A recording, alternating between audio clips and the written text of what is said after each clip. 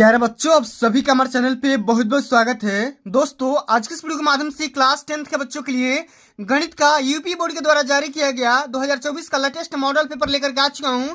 और बच्चों, इस वीडियो के माध्यम से मैं आप सभी को इस पूरे वायरल मॉडल पेपर का खंड ख सॉल्व करवाने वाला हूँ, क्योंकि इससे पहले मैंने खंड क के सभी बहुविकल्पीय प्रश्नों को सॉल्व करवा दिया हुआ है। अगर आप उस वीडियो को नहीं देखे हैं तो डिस्क्रिप्शन में लिंक पड़ा हुआ है, जाकर के विजिट कर लेना, ठीक है। और दोस्तों, एक बात और मैं आप सभी को बता देना चाहता हूं कि इस वीडियो को शुरू से लेकर के एंड तक देखना, क्योंकि इस वीडियो को देखने के बाद आप सभी का 95% मार्क्स पक्का हो जाएगा, ये मैं दावे के साथ बोल सकता हूं। इसलिए मैं आप सभी से हम्बल रिक्वेस्ट करना चाहूंगा कि इस पूरे वीडियो को शुरू से लेकर के एंड तक जरूर देख लेना। वीडियो को लाइक कर देना, शेयर कर देना, अगर चैनल पर नए हो सब्सक्राइब कर देना, ठीक है। आइए, सबसे पहले हम यहाँ पे खंड ख के सभी प्रश्नों पर अगर नजर डालेंगे तो सबसे इसमें पहला जो प्रश्न पूछा गया है, निर्देश बोला जा रहा है कि सभी खंड हल करिए, ठीक है। और जो सबसे पहला आता है क्वेश्चन, ये हर एक क्वेश्चन 2-2 नंबर का पूछा जाता है, ठीक है। तो एक एक क्वेश्चन को मैं सॉल्व कराऊंगा, इसलिए आप सभी से हम्बल रिक्वेस्ट है, वीडियो को स्किप मत करना, शुरू से लेकर के एंड तक जरूर देख लेना, ठीक है। क्योंकि मॉडल पेपर में से सभी क्वेश्चन बोर्ड के पेपर में आते हैं और बोर्ड के पेपर में इसी में से क्वेश्चन आएंगे, इससे बाहर नहीं आने वाले, ठीक है। आइए, सबसे पहला जो प्रश्न पूछा गया बच्चा, स्पष्ट कीजिए कि 3 × 5 × 7 + 7 एक भाज्य संख्या है और क्यों है आपको बताना भी है, ठीक है। और अगर आप इस पूरे क्वेश्चन को हल करते हो तो आपके लिए यहाँ पे 2 नंबर मिल जाएगा, ठीक है। आइए, इस क्वेश्चन को आप कैसे सॉल्व करेंगे, सबसे पहले यहाँ पर देखिए, ठीक है। हम यहाँ पे कर रहे हैं खंड ख, ठीक है। खंड ब या खंड ख कुछ भी बोल सकते हो, ठीक है। हम यहाँ पे लिख देंगे खंड ब, ठीक है। आपको भी यहाँ पे लिख देना है। अच्छा, कौन सा प्रश्न कर रहे हो, यहाँ पे हम लिख देंगे प्रश्न संख्या पहला, ठीक है। आपको यहाँ पे भी लिख देना है प्रश्न संख्या पहला, और पहला का हम कर रहे हैं क वाला सेक्शन, ठीक है। इसी प्रकार आपको भी हल करना है, ठीक है। चलिए, आपको करना है कि स्पष्ट कीजिए कि 3 × 5 × 7 + 7 एक भाज्य संख्या है और क्यों है आपको बताना भी है, ठीक है। हम यहाँ पे लिखेंगे 3 × 5 × 7 + 7 है तो यहाँ लिख देंगे, ठीक है। अच्छा, इसको पहले सॉल्व करो तो 3 × 5 15 और 15 साथ क्या हो जाएगा 105, ठीक है। 15 × 6 = 90 और 15 साथ हो जाएगा 105 और प्लस में है ये 7, ठीक है। यहाँ पे लिख देना, ठीक है। इतना करने के बाद आपको यहाँ पे लिख देना, इसको जोड़ कर लिखोगे तो क्या हो जाएगा 112, ठीक है। ये हो गया 112। अच्छा, भाज्य संख्या क्यों होती है, क्योंकि भाज्य संख्या देखो, अब यहाँ पे हम भाज्य इसका इसलिए लिख सकते हैं क्योंकि देखो 112 के बराबर हम लिख सकते हैं, ठीक है। अब इसे खंड करोगे, यहाँ पे देखो 112 का जब आप अभाज्य गुणनखंड निकालोगे तो हो जाएगा 2 से 2 5 6 10 2 6 12, ठीक है। ये 2 से 28 बार में कैंसिल आउट हो जाएगा, फिर ये 2 से 14 बार में, ये 2 से 7 बार में, और ये 7 से 1 बार में कट जाएगा। कहने का सेंस यहाँ पे है कि इसको लिख सकते हैं 2 × 2 × 2 × 2 × 7। देखो, अभाज्य संख्या यही होती है कि जिसका कम से कम 2 गुणनखंड हो, ठीक है, वो क्या हो जाएगा भाज्य संख्या हो जाएगा। इसलिए दी गई संख्या क्या हो जाएगी भाज्य संख्या हो जाएगी। यहाँ पे इसी गुणनखंड निकाल दो और यहाँ पे बता दो कि भैया क्या है भाज्य संख्या है, ठीक है। आगे समझ में, चलिए आगे बात करेंगे। अगला हमारा क्वेश्चन दिया गया है, यदि cot θ = 7/8 तो 1 + sin θ × 1 - sin θ अपान में 1 + cos θ प्लस इंटू 1 - cos θ का मान निकालिए। फिर हम इसके लिए क्या करेंगे, यहाँ पे लिखेंगे प्रश्न संख्या, ठीक है। प्रश्न संख्या पहला, और पहला का हम यहाँ पे ख कर रहे हैं, ठीक है। आपको इस तरीके से लिख देना है, ठीक है। क्वेश्चन क्या दे रहा है, हमारे पास दिया गया है डाटा, यदि cot θ = 7/8 दिया गया है, ठीक है। आपको निकालना क्या है, आपको निकालना है बाबू कि 1 - 1 + sin θ, ठीक है। आपको निकालना है 1 + sin θ × 1 - sin θ। एक एक क्वेश्चन को आराम से समझो, बट्टे में 1 + cos θ × 1 - cos θ। आपको इसकी वैल्यू कैलकुलेट करनी है।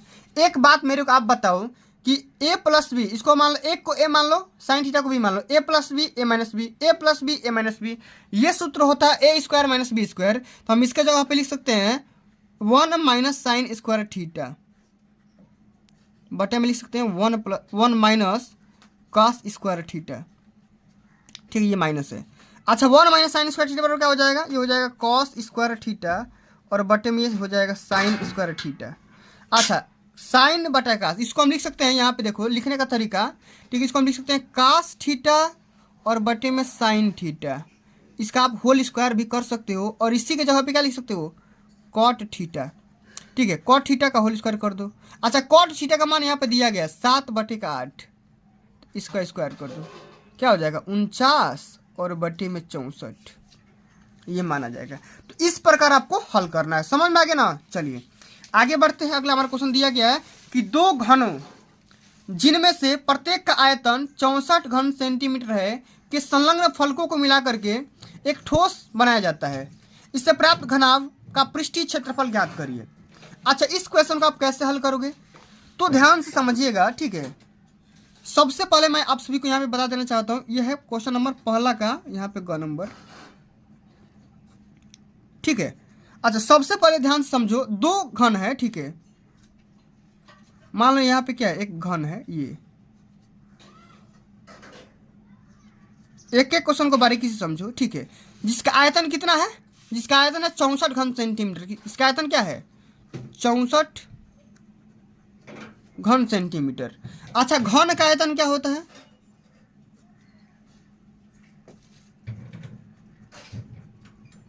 घन का आयतन होता है बाबू भुजा का क्यूब।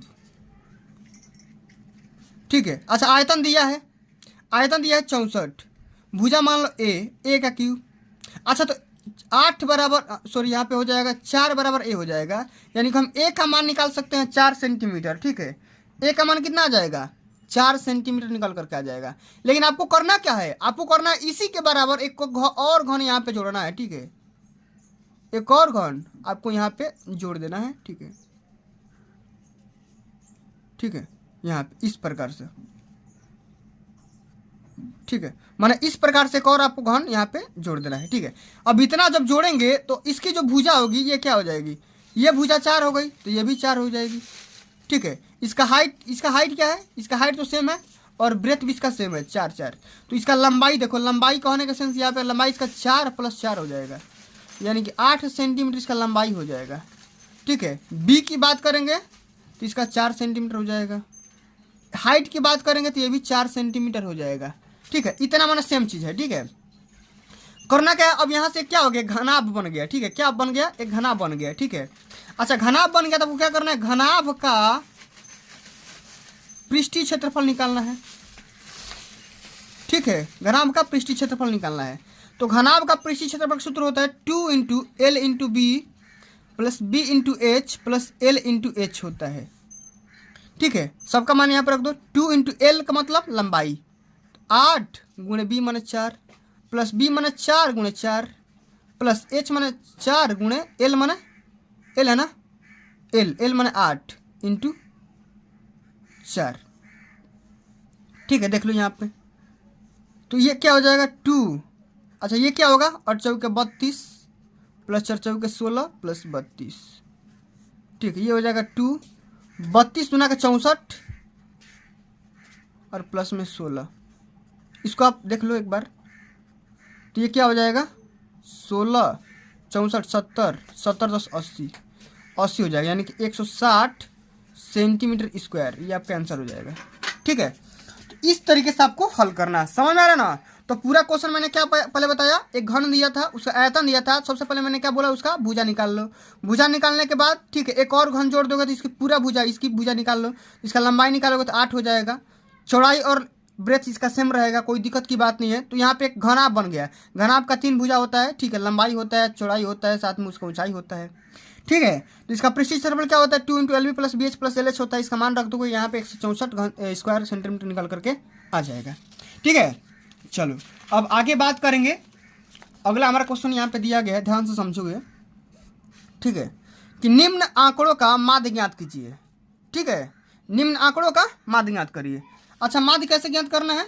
वर्ग अंतराल दिया है, बारंबारता दिया है। ठीक है, तो दोस्तों आपको करना क्या है, एक बात ध्यान से समझो। यहाँ पे मैं आप सभी को पूरे साफ अक्षरों में यहाँ पे बता दे रहा हूँ कभी जिंदगी में भूलोगे नहीं बारंबारता और वर्ग अंतराल वाले क्वेश्चन का। जब क्या पूछेगा, समांतर माध्य पूछेगा तब, ठीक है, कंडीशन है। समांतर माध्य पूछेगा तो माध्य पूछेगा चाहे समांतर माध्य पूछेगा, दोनों सेम कंडीशन है। वर्ग अंतराल बोला गया ना, इसका सबसे पहले इसका मध्यमान निकाल लो। मध्यमान माने एक्स आई, ठीक है, एक्स आई निकाल लो, ठीक है। एक्स आई निकालोगे तो 10 और 20 दोनों को जोड़ करके बट्टे में 2 करो तो 10 20 30 और 30 बटे 2 क्या हो जाएगा, ये हो जाएगा आप सभी का 15, ठीक है, ये हो जाएगा आपका 15। इसी तरह इसका निकालोगे तो क्या हो जाएगा 50 और बटे 2, ये हो जाएगा 25, ठीक है। ये क्या होगा 35, माने 10-10 का अंतराल पे चल रहा है तो 15 25 35, ये हो जाएगा 45, ये हो जाएगा 55, ये हो जाएगा 65, ठीक है। ये वाला कितना हो जाएगा 65 हो जाएगा। एक्स आई का मान हो गया, यहीं पे एफ आई यानी कि बारंबारता का मान दिया गया है 2, ये दिया गया 7, ये दिया गया 12, ये दिया गया 15, ये दिया गया 8, ये दिया गया 6, इतना आपको दिया गया है, ठीक है। अब दोस्तों आपको करना क्या है, आपको निकालना है, यहाँ से आपको निकाल लेना है एक्स आई इंटू में एफ आई, इसका मान निकाल लो, ठीक है, इसका मान निकालो। ये कितना हो जाएगा 15 दूना 30, इसको आप जोड़ दो, ठीक है, समेशन निकाल दो इसका तो 30 प्लस हो जाएगा, ये देखो 25 7 175, 35 में 12 से गुणा करोगे तो ये हो जाएगा 420, ठीक है, प्लस 45 से 15 से गुणा करोगे तो ये हो जाएगा 15 5 75 के 5 और 15 से 60 7 67, ठीक है। और ये हो जाएगा आपका 55 8 हो जाता है 440, ठीक है, अब प्लस में 65 छक्का हो जाएगा 390, ठीक है। ये तो हो गया समेशन। अच्छा समेशन इसका जोड़ोगे तो कितना आएगा, जब जोड़ दोगे तो ये आ जाएगा आपका summation x I into F I, इसका मान आ जाएगा 2130, ठीक है। आज समेशन ऑफ एफ आई निकाल लो, एफ आई इसको जोड़ो, ठीक है, इसको जोड़ो 2 7 9 और 9 6 15 दूना 30, 30 10 40, 40 10 50, ये क्या हो जाएगा 50 हो जाएगा, ठीक है। अच्छा अब माध्य निकालने का फार्मूला क्या होता है, माध्य निकालने का फार्मूला होता है summation of x I into में एफ आई और बटे में समेशन ऑफ एफ आई, ठीक है। तो ये क्या हो जाएगा 2130 बटे का 50, 0 0 कैंसिल आउट, इसको भाग करोगे 42.6 निकल करके आ जाएगा, ये आपका क्या हो जाएगा आंसर हो जाएगा, ठीक है। तो सबसे पहले क्या करना है, इसका मध्यमान निकालो, इसका मध्यमान निकालो, फिर इसमें इससे गुणा करो, दोनों को जोड़ दो, फिर बट्टे में इसका कर दो, निकल करके आ जाएगा, 2 नंबर यहाँ से मिल जाएगा, ठीक है।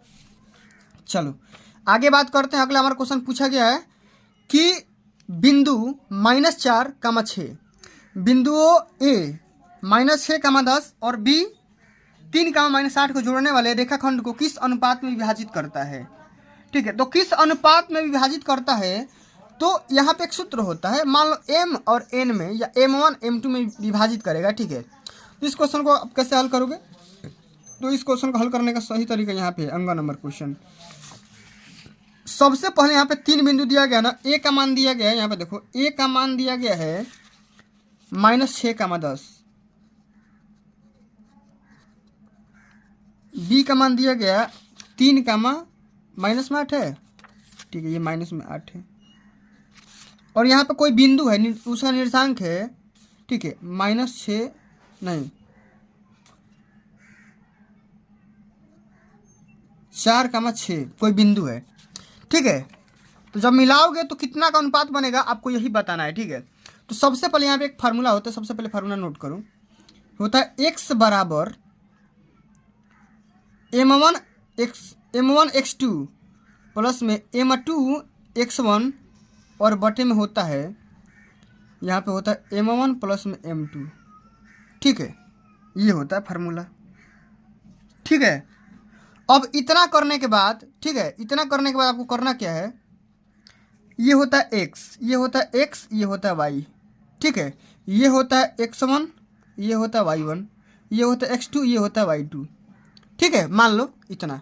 अच्छा x का मान क्या दिया गया, यहाँ से 4 निकाल लो, यहाँ से 4, m1 का मान आपको निकालना है, x2 का मान यहाँ पे दिया गया है, x2 मतलब -3 प्लस m2 आपको निकालना है, यही अनुपात निकालना है, x1 मतलब -6 बटे में m1 और प्लस में m2, ठीक है। अब यहाँ पे देखो गुणा कर दोगे तो हो जाएगा 4m1 प्लस में 4m2 बराबर 3m1 -6m2, अच्छा ये कितना हो जाएगा, m1 को इधर लाओगे तो हो जाएगा m1, क्या हो जाएगा m1, ठीक है, क्या होगा m1 हो जाएगा। और इसको उधर फेंक दोगे तो क्या हो जाएगा 10m2। अच्छा आपको m1/m2 निकालना है तो m1/m2 निकाल सकते हो यहाँ पे 10/1। अच्छा यही रेशियो क्या हो जाएगा 10:1। माने यही तरीका होता है। आप कैलकुलेशन देख लेना, कहीं दिक्कत तो नहीं हो रहा है ना, एक बार कैलकुलेशन आप देख लेना, ठीक है।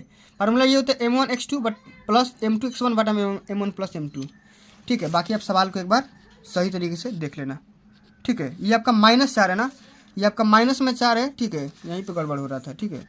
ये आपका -4 रखोगे तो क्या हो जाएगा -4m1, ठीक है, -4m1। तो क्या हो जाएगा, ये हो जाएगा इधर आएगा तो ये भी माइनस हो जाएगा तो -7 हो जाएगा, ठीक है। तो क्या हो जाएगा माइनस, ये भी 7 हो जाएगा और ये भी 7 हो जाएगा, माने 10/7 हो जाएगा, ठीक है। ये अनुपात हो जाएगा, ठीक है। चलो आगे बात करते हैं, ठीक है। आगे बात करते एक और क्वेश्चन बचा हुआ है। एक्स और वाई में एक ऐसा संबंध ज्ञात कीजिए कि बिंदु एक्स वाई बिंदुओं 3,6 और -3,4 से समदूरस्थ हैं। अच्छा समदूरस्थ होने का जो प्रतिबंध होता है बच्चों वो क्या होता है, ठीक है। आप मान लो एक्स कामा वाई दिया गया है, ठीक है, ठीक है, कोई निर्देशांक मान लो एक्स कामा ये वाई दिया गया है, ठीक है। और दो बिंदु दिया गया है 3,6 है, ठीक है, मान लो बिंदु ए है, ये बिंदु बी है, एक बिंदु है -3,4। अच्छा समदूरस्थ होने का मतलब ये होता है कि ये जो बिंदु है, ठीक है, जितना डिस्टेंस यहाँ से यहाँ होगा उतना ही डिस्टेंस ये वाला यहाँ से यहाँ होगा, ठीक है। तो हम मान लेते हैं इसको ओ मान लेते हैं, ठीक है, ओ, ठीक है। तो समदूरस्थ होने का प्रतिबंध यही होता है कि ओ ए निकाल लो और ओ बी निकाल लो और दोनों को आपस में बराबर कर दो, ठीक है। ओ ए मतलब कैसे निकलता है, दो बिंदुओं के बीच में दूरी x1 - x2 का whole square plus y1 - y2 का होल स्क्वायर निकाल करके दोनों का रूट निकाल दो, ठीक। ओ ए निकल जाएगा यहाँ से। ओ बी का वही प्रोसेस होता है, तो दोनों कंडीशन यहीं से फॉलो होगा, ठीक है। ओ ए पहले निकालो फिर ओ बी निकाल दो, दोनों को बराबर कर दो, यहाँ से मान आ जाएगा, ठीक है। आओ ओ ए निकालने का तरीका क्या है दोस्तों समझिएगा। यहाँ से ओ ए हम यहाँ पे निकाल रहे हैं तो क्या हो जाएगा x - 3 का होल स्क्वायर प्लस y -6 का होल स्क्वायर। कोई सारा तरीका होता है, आप मानो तो x को 0 मान सकते हो, y को भी 0 मान के कर सकते हो, कोई दिक्कत नहीं है। बराबर ओ भी निकाल लो, x ये माइनस प्लस हो जाएगा 3 का होल स्क्वायर प्लस में y -4 का होल स्क्वायर, इसका भी रूट निकाल दो, ठीक है। अच्छा दोनों का रूट है तो माने बराबर कट जाएगा, कोई दिक्कत नहीं है। अब बचे कितना x -3 का होल स्क्वायर प्लस में y -6 का होल स्क्वायर बराबर x + 3 का होल स्क्वायर प्लस में y -4 का होल स्क्वायर, ठीक है, इतना चीज़। अच्छा इसका जब स्क्वायर करो तो क्या हो जाएगा x² + 9 - 6x, इसका इसी तरह होगा y² + 36 - 12y, इसका क्या होगा x² + 9 + 6x, इसका क्या होगा y² प्लस में 16 माइनस में 8y। अच्छा y² 9 और y² 9 कट जाएगा। देखो इसको अगर इधर लेकर के जाओगे तो y² से y² भी कट जाएगा, ठीक है। इसको इधर लेकर के आओगे क्या होगा -12x, ठीक है, और ये क्या हो जाएगा माइनस में 4y इधर आएगा तो, और यहाँ पे देखो 16 और ये क्या हो जाएगा प्लस में 20 बराबर 0, ठीक है। अच्छा इसको इधर फेंक दोगे तो क्या हो जाएगा, हम कर सकते हैं 12x प्लस में 4y बराबर 20 कर सकते हैं, ठीक। अब 4 से भाग कर दोगे तो क्या आ जाएगा, हो जाएगा माने 3x प्लस में y बराबर 5। अच्छा 5 लाना यही आपको सोचना है कि x और y का निर्देशांक क्या होगा। जब x का मान जब 0 कर लोगे, ठीक है, x का मान जब 0 कर लोगे तो y का मान क्या होगा 5।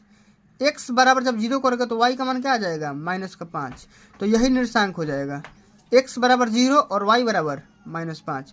यहाँ से जब डिस्टेंस निकालोगे ना तो OA और OB आपस में क्या हो जाएंगे बराबर हो जाएंगे, ठीक है, यही आपका आंसर हो जाएगा। समझ में आ गया कि नहीं। तो दोस्तों आज के लिए बस इतना ही। आगे आने वाले लेक्चर के माध्यम से मैं आप सभी को सेकंड का पूरा पार्ट हल करवाऊंगा, ठीक है, पूरा करवा दूंगा, ठीक है। आपको परेशान नहीं होना है, एक एक सेक्शन को मैं सॉल्व करवाऊंगा, ठीक है, एक भी क्वेश्चन को मैं छोड़ूंगा नहीं, क्योंकि अब की बार का लेटेस्ट मॉडल पेपर है और यूपी बोर्ड ने खुद अपने ऑफिशियल वेबसाइट पर जारी कर दिया है, ठीक है, तो मैं सब कुछ क्वेश्चन सॉल्व कराऊंगा और एक भी क्वेश्चन को छोड़ूंगा नहीं। ठीक है, तो दोस्तों आज के लिए बस इतना ही। अगर ये वीडियो आप सभी को अच्छी लगी होगी, हेल्पफुल लगी होगी, तो वीडियो को लाइक कर देना, शेयर कर देना, अगर चैनल पर नए हो तो सब्सक्राइब कर देना। जल्द मिलता है अगली वीडियो में, तब तक के लिए जय हिंद, जय भारत, वंदे मातरम।